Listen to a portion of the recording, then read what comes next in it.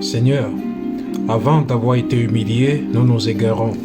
Et maintenant, abattus marchant dans l'ombre de la vallée de la mort, nous ne sommes pas perdus. Car toi, le seul vrai Dieu, riche en grâce et en miséricorde infinie, tu n'es pas un homme pour mentir, ni un fils d'homme pour te repentir. Tu es un créateur qui n'abandonne jamais l'ouvrage de ses mains. Tu as créé la vie en créant tout ce qui contribue à la maintenir toujours plus que vivante. Tes mains percées jadis à la croix ont embrassé d'un amour éternel au petit matin notre âme grelottante, perdue dans les ténèbres de ce monde. Tu connais nos faiblesses et les tribulations de nos âmes. Nous ne sommes que des roseaux pensants, une fleur qui tombe, une herbe qui sèche et une ombre qui passe. Donne-nous en tout temps de désespérer chroniquement en nous-mêmes, afin que notre confiance repose avec gloire uniquement sur toi, car maudit est l'homme qui se confie en l'homme.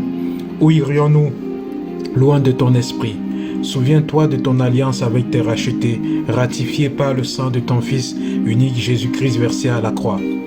Ô Dieu de la persévérance et de la consolation, tu ne veux pas contester à toujours ni garder une éternelle colère quand devant toi tombent en défaillance les esprits et les âmes que tu as faites. Redonne-nous la joie de notre salut, qu'un esprit de bonne volonté nous soutienne afin que, contemplant sans parti pris nos légères afflictions du temps présent, elles produisent au-delà de toute mesure un poids éternel de gloire. Ne pas te quitter du regard de l'esprit et ne pas te lâcher d'une seule semelle de la parole, tels sont notre ardent désir. Plonge nos pieds dans l'huile de ta sainteté et que les stigmates vivifiantes de tes mains percées caressent d'humour curatif les élucubrations de nos âmes. Que la flamme inoxydable de ton amour nous revêt de la tête aux pieds de la joie que donne le salut. Que la vigueur sans cesse renouvelable du Saint-Esprit agisse dans nos membres, qu'elle vivifie notre être tout entier, esprit, âme et corps, afin que les verrous de notre entendement soient de fer. Dis à notre âme, je suis ton salut, pour que la vigueur de notre jeunesse spirituelle renaisse des cendres du désespoir et de la mort, et que la passion du feu du premier amour ne s'éteigne jamais dans nos cœurs. Seuls sur une route déserte, nous ne sommes pas seuls, car tu nous tiens par la main et l'ombre de ta main forte et de ton bras étendu imprime toute la splendeur de leur force sur nos pas.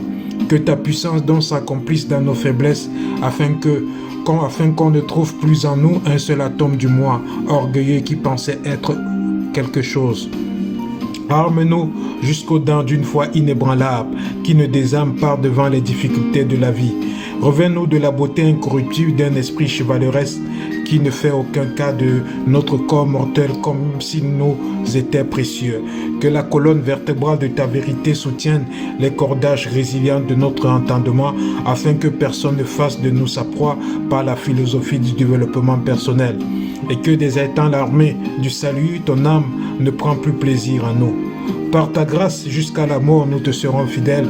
Porte-nous sur le diète privé des ailes de ton esprit, afin que nous échappons aux forces gravitationnelles de la loi, du péché et de la mort qui foudroient de plein fouet notre âme.